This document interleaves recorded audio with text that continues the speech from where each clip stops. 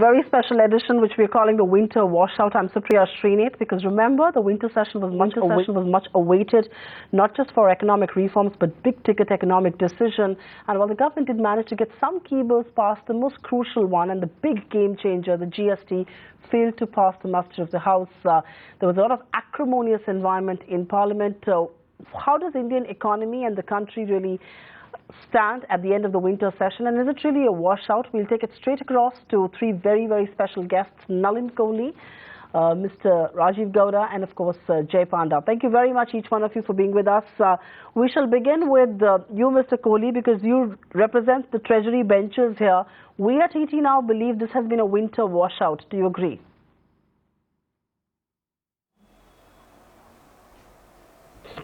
Well, it's been disappointing. There's no doubt about it, because the Rajya Sabha could transact only less than 50% of its capacity, whereas the Lok Sabha was functioning till 100%. We've had in the past good sessions, so therefore that was possible. That shows that yes, it was possible to have sessions run. But we've had a washout of the Rajya Sabha in the last session, which was monsoon, and we've had a virtual washout now. Initially, it did seem that, there could be some movement, and particularly on the GST, since the Prime Minister had reached out, Mrs. Sonia Gandhi, Dr. Manmohan Singh had also graciously accepted that, gone ahead and met with the Prime Minister, the Finance Minister, Mr. Naidu. But after that, there have been factors outside the Parliament that possibly forced the Congress party to take a stance of disrupting House, particularly with the National Herald case, which was on the outcome of a court order. Then a few days later, they changed tack.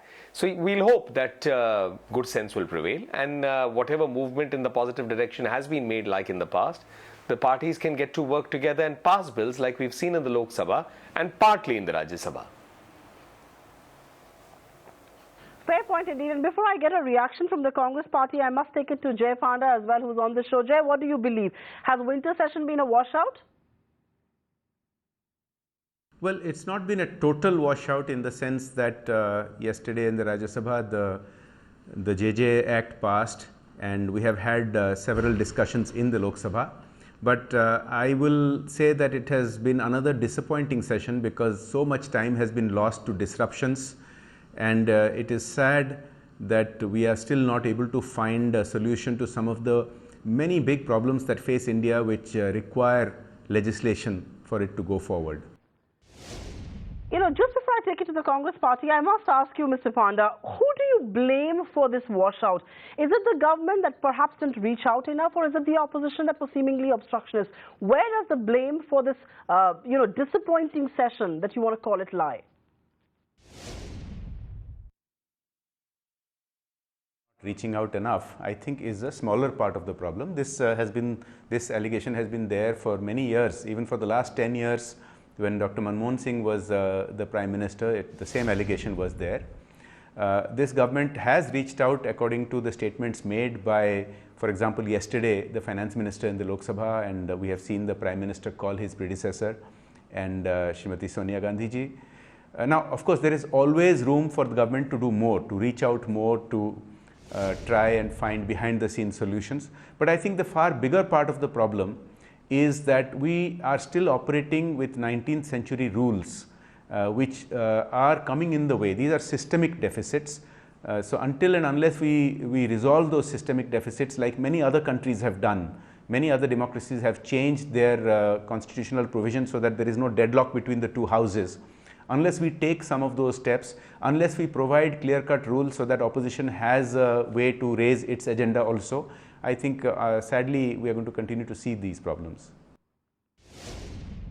All right, you've raised a contentious point, and I'm going to get the two people to talk about this, both from the Congress and the BJP. But Mr. Gowda, I have to ask you this question. Mr. Kohli started off by saying that a lot of what was happening outside the Parliament was affecting proceedings within, and which is why this session has been disappointing. Very less business has been transacted. The Parliament was virtually held ransom by the opposition on one hand, and many people believe the government that did not reach out on the other. How much of the blame are you willing to share at this stage? First, let me point out that it's not been that unproductive a session. We have worked, we've passed bills. We started off with a discussion on the Constitution, which, in the Rajya Sabha we were so enthusiastic about it that we went on for many days on that particular subject. And basically, this allegation of outside events. See, outside events don't just happen on their own. The issues that we took up in Parliament and which ended up causing disruption because we didn't see government action, were one, a pattern of vendetta politics, another, the actions, the unconstitutional actions of the governor of Arunachal Pradesh, third, the allegations against Mr. Arun Jaitley and in the context of the Delhi cricket administration. So these were three major issues that were outside Parliament that did affect the functioning of Parliament because the government essentially stonewalled and tried not to respond to these particular issues. However, we did pass quite a bit of legislation. We had discussions on numerous topics. If you look at discussions in both houses, we discussed the Chennai floods, we discussed the impact of floods and droughts, we discussed price rise. There was a long discussion on intolerance in the Lok Sabha, and so there were many issues of national importance that were thoroughly debated. And on top of that, you ended up seeing in the Rajya Sabha in the last few days many bills essentially being passed, most notably the Juvenile Justice Act. So there's been quite a bit. I do recall the last budget session where both houses worked more than 100%, and there was much more cooperation between the government and the opposition. But let me just point out, see, there was one day when the house got disrupted, my house, Rajya Sabha, on an issue where, you see, our senior leader, Kumari Selja, had talked about, in the constitutional discussions, had talked about being asked her caste, and she's Dalit, and she was asked her caste at a temple in Gujarat. Now, there was no need to make an issue of it, but Mr. Jaitley brought in some data or some information from Gujarat and said, no, she's written something else in another temple's record book, and tried to, and Mr. Piyush Goyal also, accused her of essentially being inaccurate in her facts. And so these were all issues that they brought upon themselves. They essentially provoked anger and disruption, and especially on as sensitive an issue as as caste and temple entry. So these sorts of provocations are what essentially kept happening, and nobody wants to disrupt Parliament. We want to hold the government accountable, and that's really what I think all parties are interested in: passing bills, making Parliament function. Right. That's a very conciliatory tone, and I wish one had heard that tone between the main opposition and the government within the House, which wasn't meant to be. Mr. Kohli, let me bring this to you. What started off as a very conciliatory note this session, and which is why hopes for our lives that the big ticket reforms will go through, has ended in a lot of acrimony. There wasn't enough reaching out to begin with, and then of course there was reaching out. There was a good atmosphere created.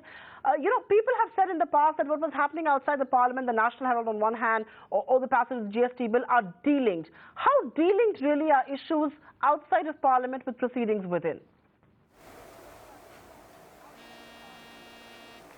No, politics can't be delinked from the total scenario, because after all, these are political parties. Each one of us are members of political parties, and political parties eventually make a bid for power to have an agenda for governance, and Parliament is that supreme body. In states, it will be states, assemblies. So I think that's the larger picture, and certainly political parties are entitled to raise questions and raise issues, what they will deem to be most precious to them to raise it. But what we, I think, what we are losing out on is that in this process, Parliament is not functioning. Now, yes, it will be said that the BJP disrupted Parliament. That is also part of history. We've had our reasons. We put our reasons forth in people. The Congress tries to refer to that. The Congress brings up a new set of issues. So this has been going on. Perhaps the time is coming that I personally feel that people are getting disenchanted that can we see work happening, because the general impression of the political class is fairly low.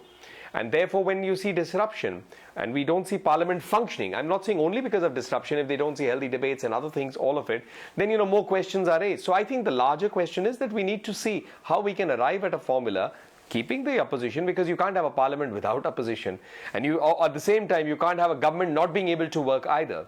So it has to be keeping all of that interest in mind, finding a solution. I don't have a solution to that, being a non-parliamentarian, but I'm sure they will all, Parliament will find something in the larger interest of Indian democracy. All right, that's a mature and a very fair understanding of issues, and both of you are sounding just so sane on this television show. I wish the sanity did prevail within the House as well. But Jay, I want to bring this to you. Should legislation be held hostage to political events like the National Herald case, or for that matter, the AAP versus Jaitley face-off? Is that an imminent outcome in a democracy like ours, that whatever happens on the streets of New Delhi or anywhere in the country is going to impact the discourse within the House, is going to impact the legislative process? I think it's very unfortunate. I mean, it's sort of understandable that the parliamentary practice has been deteriorating for several years. It's not just suddenly it has happened. It's very unfortunate. It should not happen. Now, I think I can speak with a clear conscience on this one, because my party, the BJD, is possibly the most disciplined party in parliament. It does not believe in this kind of disruptions and has played the role of an opposition, has put the government on the mat, but also a constructive opposition. We have gone by principle, and when the government has agreed to the principle, such as waiving the 1% state tax on GST, then we are agreeable to go ahead with it. I wish more parties would take decisions based on the stand that they have taken and stick to that stand, rather than keep changing their stand depending on whether they are in government or whether they are in opposition, which I think is very unfortunate. I think the more that public becomes aware of this, the more that media such as yours highlights these issues, the public pressure will finally, I think, force Parliament to function better. As we saw in the JJ Act in Rajya Sabha yesterday, it was only because of the public outcry that that the members were able to, I think, rise above politics. But I think we should be able to rise above politics on a regular basis, and unless we do that, it will keep on slowing down the nation's development. But that is really the big question, isn't it? When the Parliament wants to, it does pass bills. I mean, the Juvenile Justice Act, it got consensus, there was a debate, it was passed because there was a popular sentiment and legislatures were under pressure to do so. So that really brings me to the point about the GST, because I mean, we at ET now believe there should be a GST, and I know the political class largely believes there should be a GST. Let's put this question across to the Congress party. Mr. Gowda, you guys are being painted as the bad guys who did not let the GST happen. Now, if I were to ask you on a very frank basis, what led to the GST not passing through? The government was willing to walk some steps. Could you not have walked a little more too and let the GST through? We've been waiting for that legislation for almost 10 years now. That's an interesting point, the amount of time that we've also worked on the GST. We've been supportive of the GST, we continue to be. The basic issue is that the GST is not yet ready. We are still having discussions between the two parties. The Prime Minister reached out to our former Prime Minister and our party President, and then there are negotiations going on, and that is still an ongoing process. You saw the Arvind Subramaniam, the Chief Economic Advisor, his committee report also pointing out that certain changes need to be made which are congruent with our party's position. So it's hardly ready, and there is no reason to rush things through. We want as close to perfect a GST as possible, and that's what we're working towards. Now, if you think about reform legislation, GST is one. Now there's a bankruptcy code that has just been introduced and sent to a joint committee so that it can be moved forward. That will be another very, very important piece of legislation, and there again we see all parties coming together and essentially moving things forward. But let me point out that sometimes when the government rushes legislation through, it shows that it doesn't do its homework well enough. In our house, in the Rajya Sabha, when the Prevention of Corruption Act came, which was passed by the Lok Sabha, our members pointed out that many of its provisions contradicted those in the Lok Ayukta, Lokpal legislation that we passed in 2013. And then the minister stood up and said, I'm withdrawing this and sending, and I will reintroduce it later after making the corrections. So there is no rush. You have to pay a lot of attention to drafting, you have to pay attention to possible conflicts with other laws, and you have to make sure that the legislation that ultimately goes through is legislation that is as good for implementation as possible. Now, Jay alluded to the Juvenile Justice Act. Now, in the Rajya Sabha, certainly there were a lot of divisions. In my own party, people had multiple viewpoints, but ultimately we decided as a house to to pass that legislation, and it was it was a very interesting context in the last few days, which with external pressures and things like that. But ultimately, it was an example of the House coming together and saying, okay, we may not be fully on board, but let's move this thing forward. So there's a lot of constructive activity that can take place and has taken place. So that's exactly the point, isn't it, Mr. Gowda, that the House may not be fully on board at any given time, but they can still go ahead and form a legislation if the need be. I get your point. The House may not fully be on board, and like you said, we got to act together. We threw our weight behind the Juvenile Justice Act, which is why I'm asking you this question. Why not do something similar for the GST? Is it because the GST is an economic legislation and it's okay to delay it, but the Juvenile Justice Act was a more social legislation of sorts, and there was the seeming pressure for everybody to get together? Won't you agree with me, Mr. Gowda? Let me point out that many people propose that it go to select committee, right? And I myself made a lot of constructively critical arguments in my speech on the JJ bill. But for whatever reason, there were enough parties and enough members who were supportive of pushing it through at this time. As far as GST is concerned, it's a constitutional amendment. It is a much, it's an issue of much larger magnitude. And I think over the years now, enough issues related to the GST and its possible impact on the nation, on the economy, have become clearer, and we're close to finalizing that and pushing it through. I still think that April 1, 2016 was a bit of an artificial deadline. It's like, Mr. Jaitley was trying to get us to move faster, while we are saying, okay, let's get it right and then pass it. We can't do constitutional amendments every day.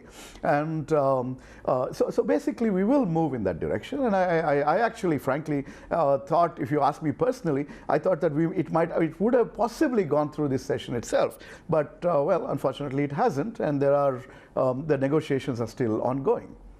So we'll get that through. Many other bills which are also economic on the line of fire and said that the GST bill will perhaps go through.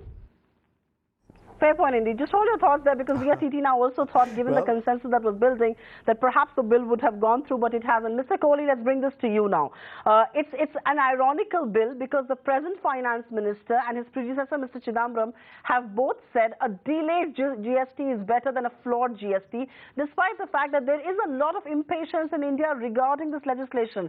Now, as a member of the Treasury benches, who are you going to blame for the GST not going through? I know it's easy to say that the opposition was obstructionist, but did you reach out enough? Were you willing to be more accommodative than perhaps previously before? No, I think GST has a history. With GST, this goes back for a long time. There are some who have pointed that it goes back to the days of the early 90s, mid-90s, then towards the NDA. Finally, in terms of the current bill that we are talking about, a lot of work was done during the UPA period. In that, there were concerns. There were concerns which were raised, and if we just go back a little bit on it, were primarily by Gujarat, Madhya Pradesh, and other BJP-ruled states. Because there were mechanisms of concern that whether the funds, when states give away their right of control over resources that directly accrue to the states, and if you do not have the political maturity in terms of center-state relationships, and funds are held back, then what happens? So therefore, to overcome that, and if we'd also recall it, during the UPA, if my memory serves me, in fact, it was Mr. Sushil Modi of the BJP from Bihar at that time, the NDA government there, who was part of an important committee. Then it was Mr. Yashwant Sinha who was heading that committee in Parliament. So a lot of work was done to overcome the issues that were there, to iron it out, because after all, GST has to be something, it's a big change, that must work for the entire country. It can't work only for one segment. We are hopeful, and we wanted to bring it from 2017. My personal take on it is an early bringing in of GST is better than a later one, because there will be a changeover period, as it will happen with any law that comes in.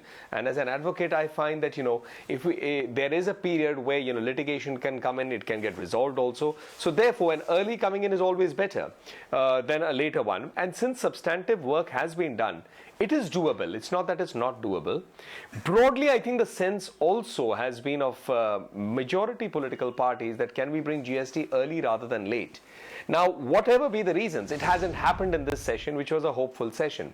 My optimistic view is that Parliament and parliamentarians do rise to the occasion from time to time when such a situation arises. So let us see, because that April 17 deadline hasn't been wished away yet. All right, that April deadline has not been wished away yet, but let me ask you a very frank question on this one, Mr. Kohli, because you represent the government in a lot of ways. The GST has been in the making for a long time. The opposition and the government have actually boiled down to three broad areas of difference. That 1% tax, the cap being a part of the Constitution Amendment Bill, and of course the dispute resolution. Could there not have been more give and take, and could not the GST have seen the light of day? I know I'm sounding rather desperate, but I think I'm just echoing the sentiment of our stakeholders, and in this case it's investors, it's people who are stakeholders in the Indian economy, and GST would have been a game changer.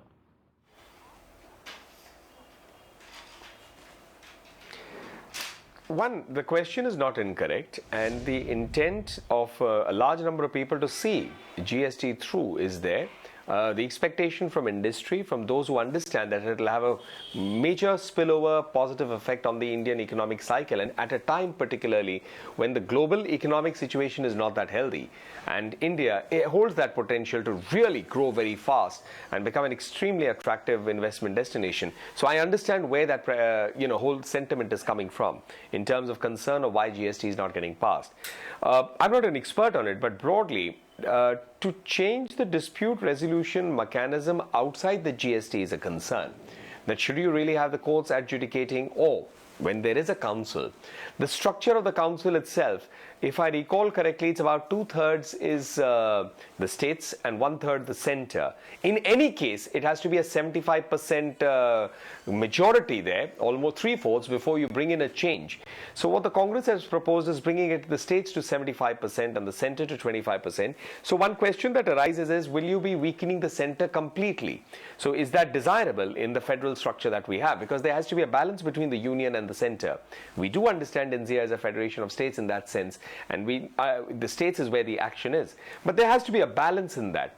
The third is about the constitutional capping of a fee. Now, whether should it be brought into a bill, there are merits and demerits always, but with bringing in a specific thing means you need a constitutional amendment again. That's not easy, because constitutional amendments per se have to be first 50%, have to pass the parliament and then 50% of the state legislatures. So that mechanism is long, and it rightfully is a mechanism that is drawn out, because you shouldn't tinker with the constitution easily. So in economic decision making, there may be requirement of a more nimble approach and a more executive approach and a council to do it rather than taking it. So these are the points that are keeping the question. But I think there has been indication from the government also, Mr. Jaitley particularly, yes, we can cross these hurdles, and I think the opposition too. It's only a pity that it hasn't happened yet.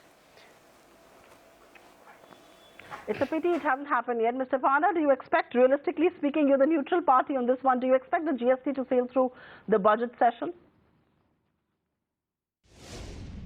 I agree, it is very disappointing that GST could not go through, because despite being one of the largest countries in the world, the second largest population, we are self-handicapping ourselves by not having one unified market. It's very sad that in many cases it is better for us to import something rather than to transport it from one state to another state of India, because of the very many different taxation barriers that are there. Now, our party BJD was one of the parties that had some legitimate concerns about the GST, but we are happy that the government has responded. For example, they have indicated they will waive that 1% state tax. So if you are genuinely interested in finding a middle ground and finding a solution, I think it is possible to do that. Whereas if you just use these genuine concerns as an excuse, and you come up with new and new excuses every day to disrupt Parliament, then it's a sad situation that it cannot see any solution. Now, I hope that by the next session, by the budget session, some of the parties that have been creating this kind of disruption will see better sense. And I hope that the government will also reach out more, and that we can find a solution, because India is getting harmed in the process. All right, I have time for two quick last questions, and it has to come to the principal opposition and the ruling alliance. Mr. Gowda, then, let's begin with asking you, is it a bit of a hypocrisy at the Congress's part that you're willing to support the government on bankruptcy, on commercial courts, on arbitration and conciliation, but you're not willing to throw your weight behind what could have been a game-changing legislation? Why did the Congress decide to back the legislation that I just spoke about, and another crucial one like the GST? Well, the bankruptcy code has just been introduced. We are saying let's see what comes out of it after the joint committee. So we'll have to look at what emerges before we announce our support or something like that. Let me point out that Mr. Panda is talking about that 1% being removed by the government, right? The government accepting that 1% interstate tax doesn't need to be there. That came about because of our insistence and maybe other states as well. Again, J. Panda is being, when he says his party doesn't disrupt at all. If he came to our house, you'd see his MPs out there with, with banners saying the Polavaram project is going to affect Orissa and that needs to be shut down. So nobody is a saint here, and nobody is a mega sinner either. And the basic point is that when it comes to GST, you see, the GST bill, for example, is still months away from being finalized by the government itself. So there's a constitutional amendment which has to be followed by an actual GST bill. That's hardly ready. So let's work on these things. These are potentially game-changing legislation. Let's also remember that the Indian economy is one of the healthiest in the world, especially compared to other economies. There were reports about 176% growth in per capita income over the last 14 years, spanning NDA and the UPA years. So we are a bright spot. We have tremendous opportunity and potential to grow even faster and to share the benefits of growth with everyone who's been left behind. So we are working towards that. We will get there. Let's just get there in the right manner. That's all. All right, let's get there in the right manner. Nalin Kohli, I'll let you have the last word on this. Every saint has a past and every sinner has a future, referring to the saint and the sinner arguments of Mr. Gowda. But very quickly, have reforms in India boiled down to numbers within the House? Is that a fair assessment?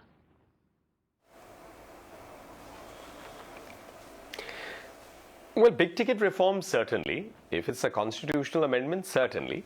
If it's not a constitutional amendment, I won't necessarily agree with that. And reform need not necessarily involve legislation at all. So the way of doing business could also be through existing laws and executive action. So I think if you look at all three separately, each one has a role to play. It's not that you will be only one or the other. All three have a role. So there are executive decisions, whether delivery of the government, decision making of the government, whether it's, and the government has many achievements, whether it's just, I'll take one example, national highways expanding very fast, they are coming back on track. So that's executive decision. Legislative work is happening. The big ones, when it involves big ticket like GST, which is constitutional, that's the one which is also being held up. So I think all three will function. It will happen. The only issue is when. It's not a question of if. And as a government, we will obviously attempt to have it earlier than later. And we at ET now believe it's actually earlier than later, and it happens right now as far as the reforms and legislative decisions are concerned. Jay Panda, Nalin Kohli and Rajeev Gowda, thank you very, very much for being with us on this edition of a very special show that we are debating whether it was a winter washout, and if it indeed was, who is to be blamed and what is the way forward. Thanks very much for being with us.